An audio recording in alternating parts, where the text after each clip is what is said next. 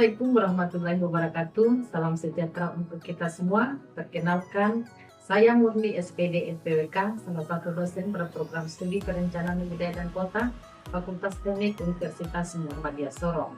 Bidang ilmu yang saya tekuni adalah tourism planning. Hal ini sesuai dengan mata kuliah yang saya ambil. Pada kesempatan yang berbahagia ini, izinkan saya menyampaikan pernyataan diri dosen dalam ujuk kerja Tridharma Perguruan Tinggi atau biasa disingkat dengan PDD UKT-PT di bagian pelajaran. Tujuan dari pemaparan ini adalah salah satu pemenuhan persyaratan untuk mengikuti sertifikasi dosen pada tahun 2025.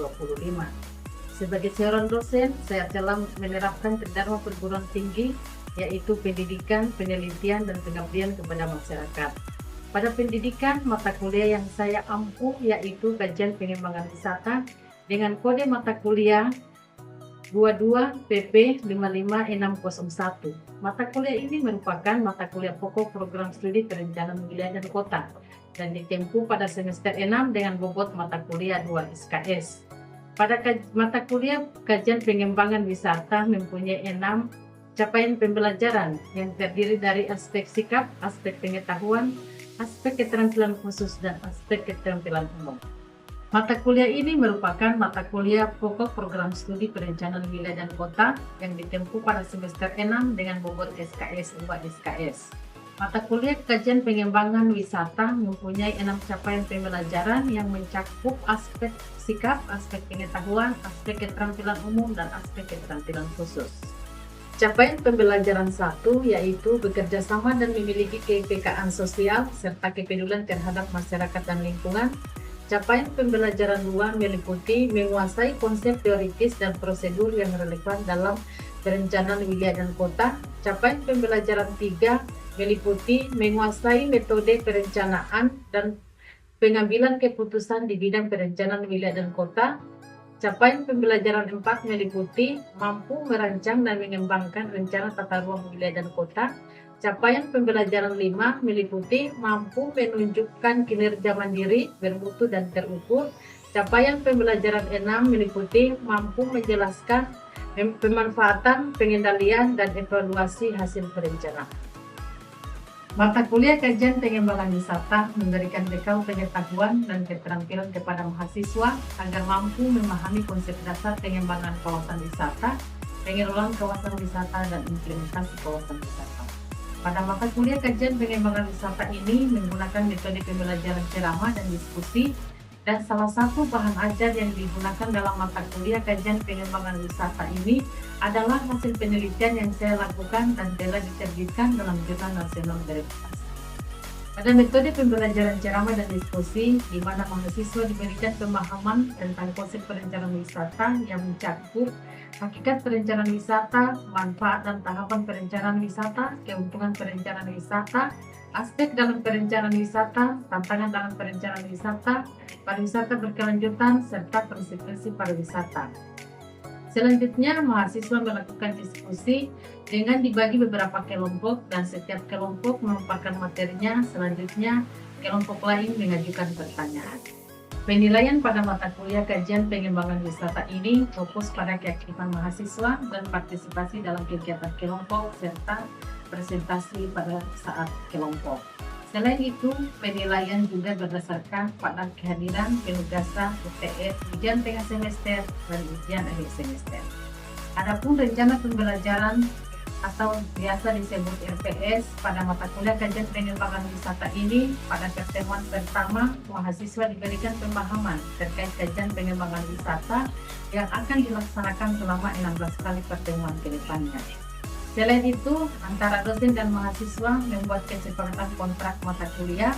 Selain kesepakatan kontrak mata kuliah, mahasiswa juga diberikan gambaran RPS yang akan digunakan selama proses perkuliahan. Pada pertemuan kedua dan ketiga, mahasiswa diberikan materi tentang perencanaan destinasi dalam pengembangan. Pada pertemuan keempat dan kelima, mahasiswa diberikan materi tentang konsep perencanaan wisata. Pada pertemuan ke-6 dan ke-7, mahasiswa diberikan materi tentang infrastruktur kawasan wisata. Pada pertemuan ke-8, yaitu mahasiswa melakukan ujian tengah semester.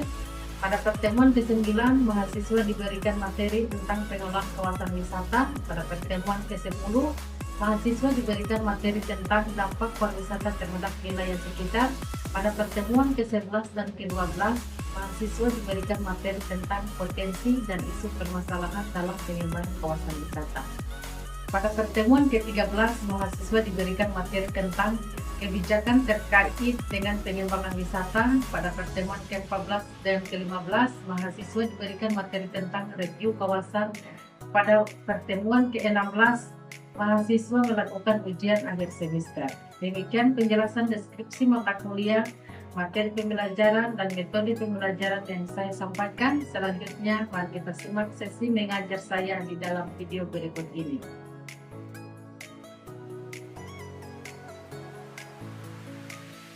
Bismillahirrahmanirrahim. Assalamualaikum warahmatullahi wabarakatuh. Waalaikumsalam warahmatullahi wabarakatuh. Selamat siang. Siang.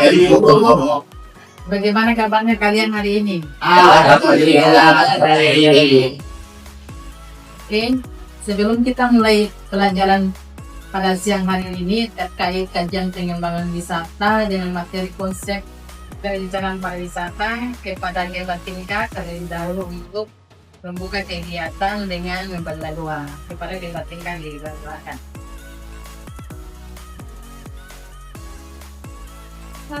Sebelum kita mulai pelajaran pada hari ini, mari kita berdoa sesuai agama dan keyakinan masing-masing. Doa dimulai.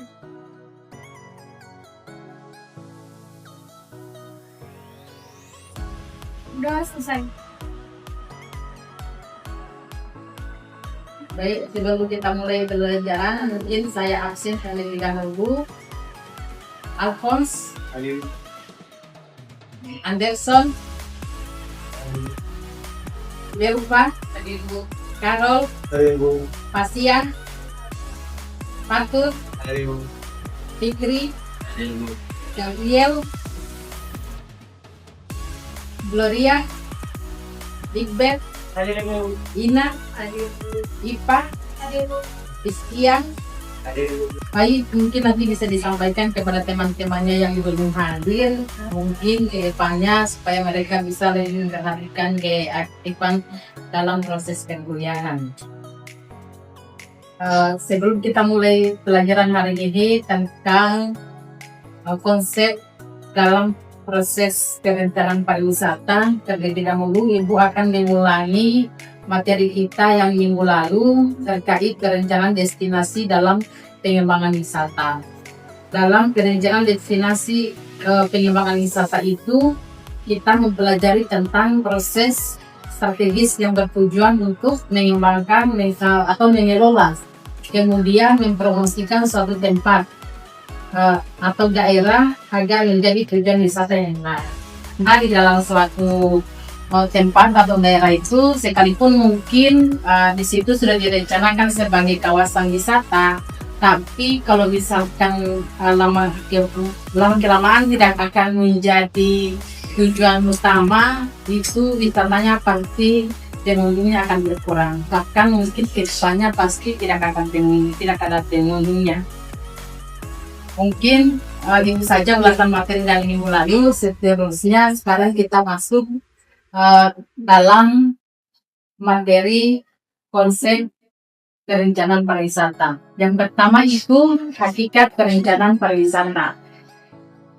Dalam hakikat perencanaan pariwisata ini mempelajari tentang proses yang terstruktur dan sistematis untuk mengidentifikasi, mengembangkan, dan mengelola strategi serta langkah-langkah yang diperhatikan untuk mengembangkan dan mempromosikan destinasi wisata dengan tujuan meningkatkan kunjungan wisatawan. Di sini mungkin bisa dilihat juga gambarnya. Di sini saya Ibu ambil gambarnya di Raja Ampat.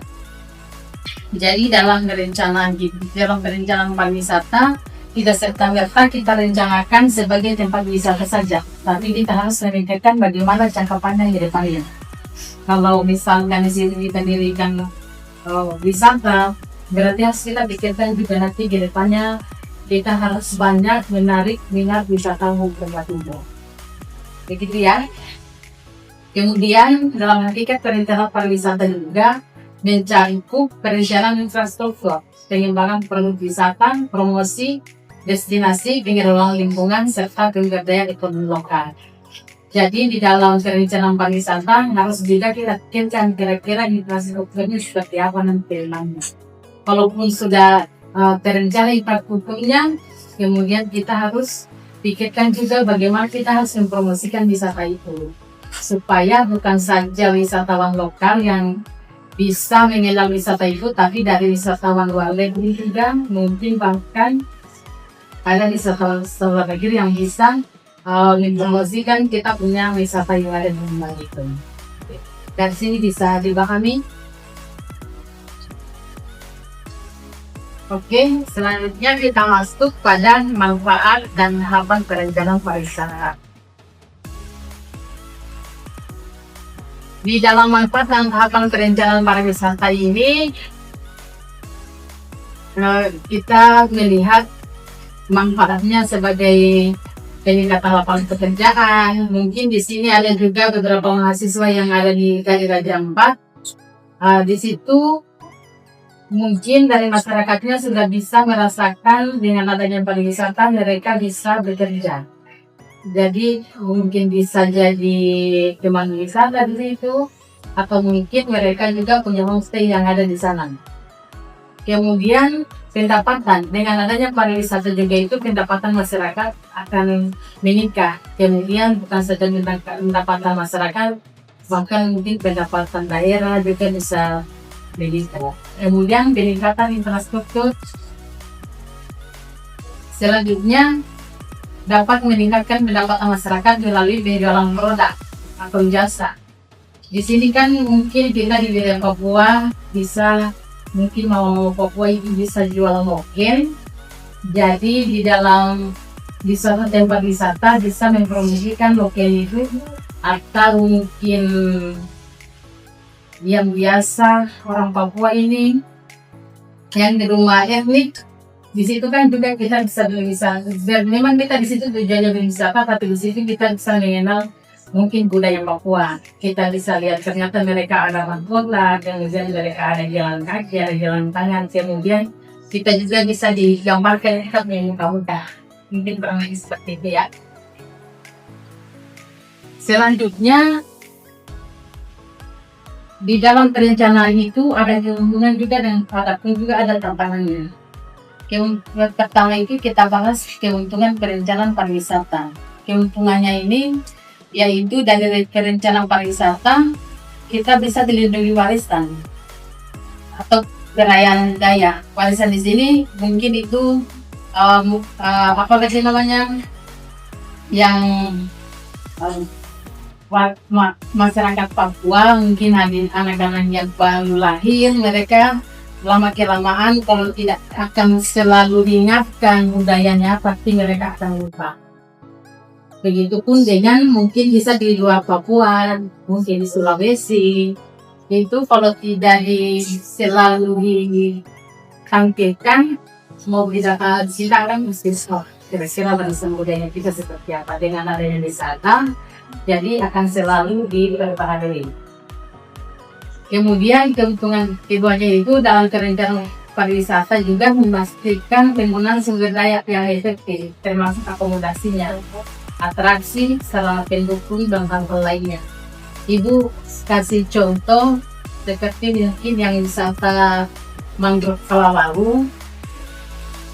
Di sini kita bisa juga mungkin dari sini mahasiswa juga bisa ke wisata mangrove Kalawaru ya. Jadi mungkin ke sana tujuannya kalian mau lihat apa sebagai wisatawan? Keindahan alamnya. Jadi keuntungannya juga itu kalau untuk para wisatanya bisa kita lihat keindahan alamnya. Tapi bukan saja keindahan alamnya, bisa kita lihat kira-kira di sana akomodasinya seperti apa, sarana prasarananya seperti apa. Begitu ya. Selanjutnya, aspek dalam pariwisata. Aspek dalam pariwisata itu ada beberapa hal. Yang pertama, ada wisatawan. Kemudian setelah ada wisatawan, bagaimana caranya kita pikirkan transportasinya untuk menjadi tempat wisata itu. Setelah ada transportasinya, kira-kira wisatawan itu objek apa yang bisa dia lihat di tempat wisata itu. Seterusnya, setelah ada objek yang bisa dilihat, kita harus pikirkan juga kira-kira di sana fasilitas yang bisa kita sediakan itu apa. Terus setelah itu, kalau sudah ada semuanya, kita harus pikirkan juga promosinya. Setelah ada wisatanya, ada wisatawannya, kemudian ada transportasinya, objek wisata yang dilihat, fasilitasnya sudah ada, kita harus bikinkan juga promosi supaya wisata itu bisa dikenal luar. Bisa dipahami? Selanjutnya, tantangan dalam perencanaan pariwisata. Dalam perencanaan pariwisata itu juga ada beberapa tantangannya. Tidak serta-merta kita dalam proses perencanaan pariwisata itu langsung jadi begitu saja, tapi ada beberapa tantangan yang harus dihadapi. Proses pengunjung wisatawannya itu akan semakin berkurang. Kemudian krisis kesehatan, ketergantungan ekonomi, seterusnya kebijakan dan regulasi ini terkait dari hitungan dari pemerintah dinas terkait. Selanjutnya yaitu pariwisata berkelanjutan. Pada pariwisata berkelanjutan yaitu yang berkembang sangat pesat, termasuk pertambahan kapasitas akomodasi, populasi lokal dan lingkungan, di mana perkembangan pariwisata dan industri baru dalam sektor pariwisata seharusnya tidak membawa dampak buruk dan menyatu dengan lingkungan. Jadi di dalam pariwisata berkelanjutan ini harus kita pikirkan bagaimana nanti akomodasi ke depannya, sarana prasarana pendukung dari wisata itu juga, supaya pada saat pengembangan pariwisata itu bisa dilihat kira-kira proses pengembangan dari wisata itu seperti apa.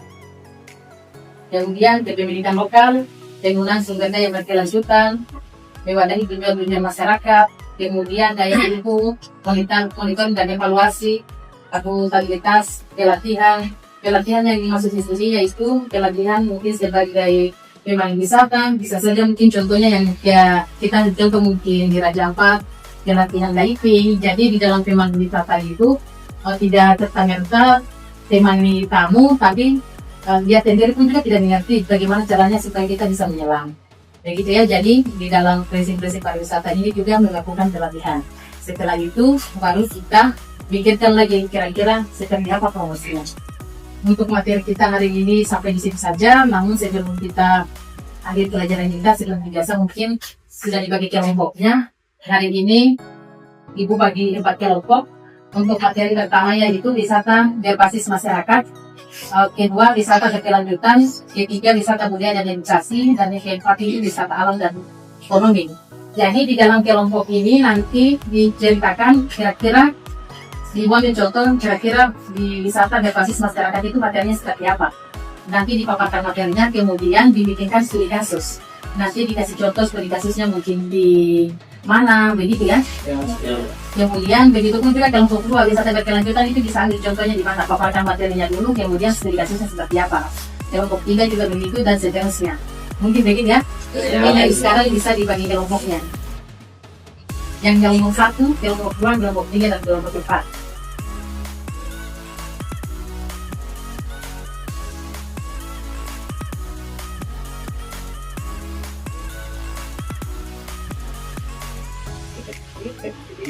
Ya mungkin yang lain juga sudah selesai. Jadi Ibu persilakan untuk kelompok 1 untuk memaparkan materinya, lalu kemudian dari kelompok lain bisa mengajukan 1 pertanyaan untuk kelompok 1. Dipersilakan. Untuk kelompok 1 terkait wisata berbasis masyarakat. Bisa dipaparkan materinya kira-kira seperti apa wisata berbasis masyarakat. Kemudian mungkin bisa dikasih studi kasus. Cepat kelompok 1 dipersilakan. Assalamualaikum warahmatullahi wabarakatuh. Perkenalkan saya kuliah ini dan kelompok 1. Jadi di kelompok kita merupakan tentang materi perencanaan wisata berbasis masyarakat.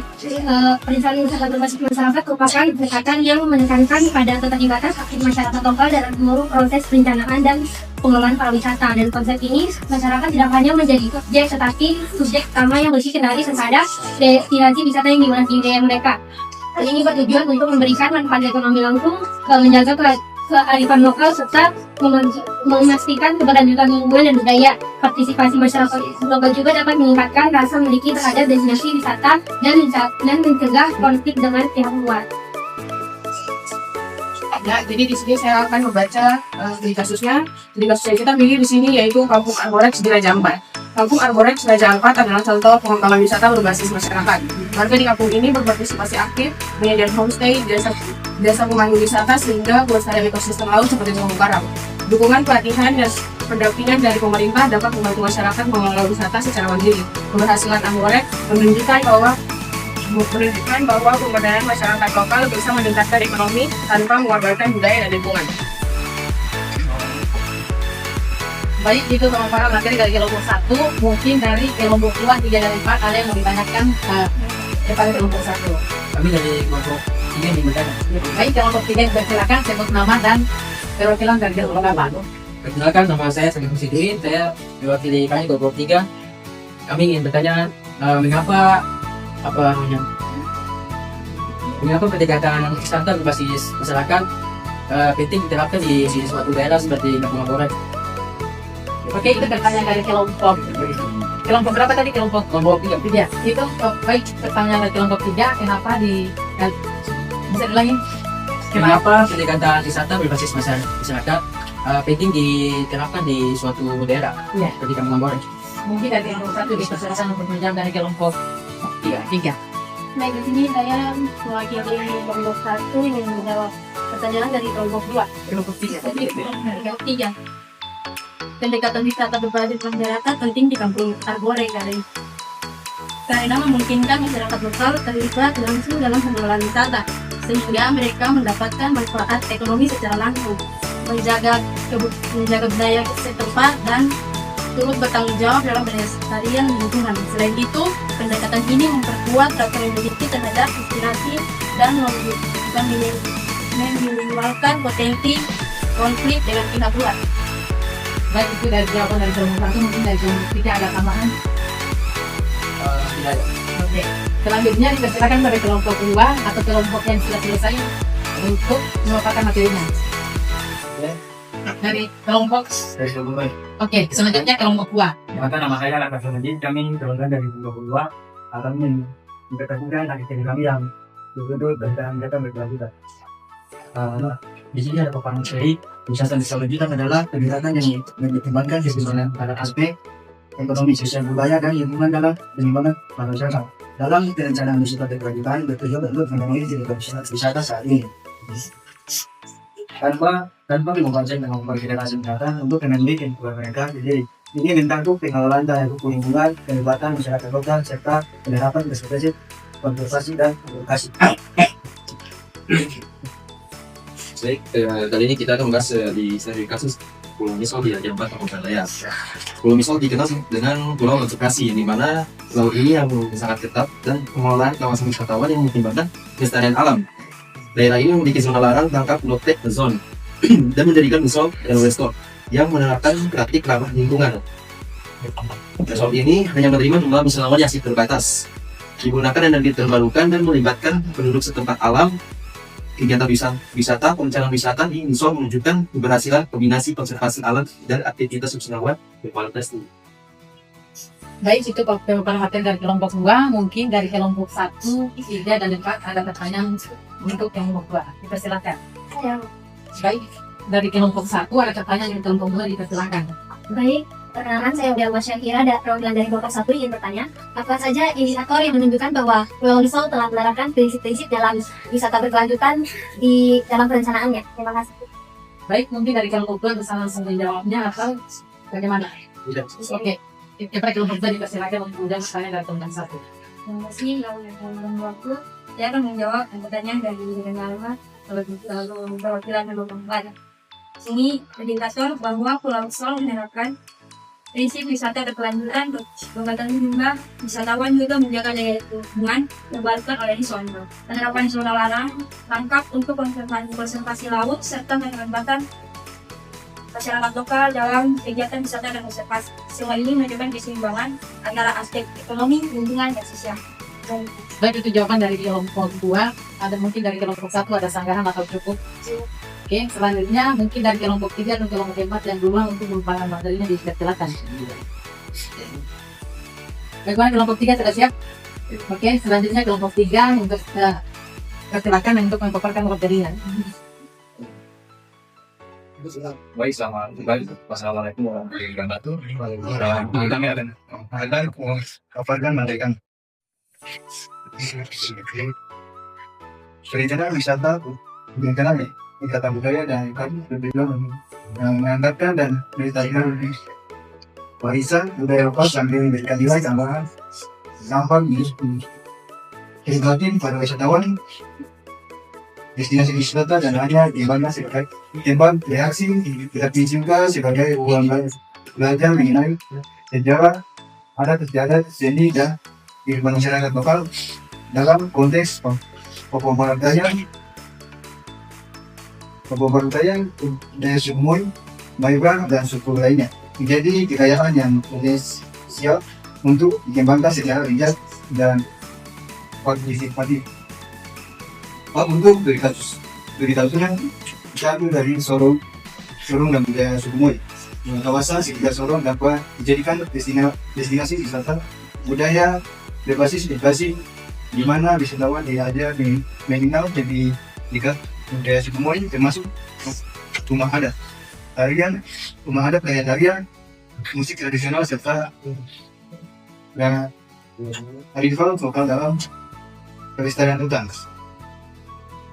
Pembangunan pusat budaya Moi sebagai bagian dari rencana desa Kalsari bisa menjadi daya tarik utama. Pemerintah daerah bisa bekerjasama dengan kelompok adat dan lembaga pendidikan untuk mengemas. Sekian, selanjutnya nanti ke depannya kita belajar terkait wisata berkelanjutan. Jadi sebelum kita belajar hari ini, Ibu sampaikan lagi kepada mahasiswa agar kehadirannya bisa digerakkan lagi, kemudian materi-materi yang telah disampaikan bisa dipelajari. Mungkin itu saja materi hari ini. Untuk tugasnya, selanjutnya kalian bisa membuat makalah terkait konsep perencanaan wisata berkelanjutan. Mungkin itu saja pertemuan hari ini. Saya tutup. Wassalamualaikum warahmatullahi wabarakatuh. Demikian deskripsi singkat dan proses pengajaran yang saya ampu, yaitu mata kuliah kajian pengembangan wisata di program studi perencanaan wilayah dan kota Universitas Muhammadiyah Sorong. Semoga dapat memberikan gambaran mengenai proses pembelajaran yang saya lakukan. Saya juga mengucapkan banyak terima kasih kepada tim penilai sertifikasi dosen tahun 2025 beserta jajarannya.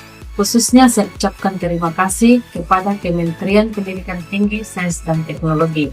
Tak lupa saya juga mengucapkan terima kasih kepada pimpinan Universitas Muhammadiyah Sorong beserta jajarannya yang telah memberikan dukungan dan motivasi dalam proses pengajuan sertifikasi dosen ini. Dan terima kasih pula kepada teman-teman sejawat dan rekan-rekan mahasiswa, khususnya mahasiswa program studi perencanaan wilayah dan kota. Sekian, saya ucapkan terima kasih dan mohon maaf apabila ada kekurangan dalam deskripsi singkat yang saya buat. Wassalamualaikum warahmatullahi wabarakatuh.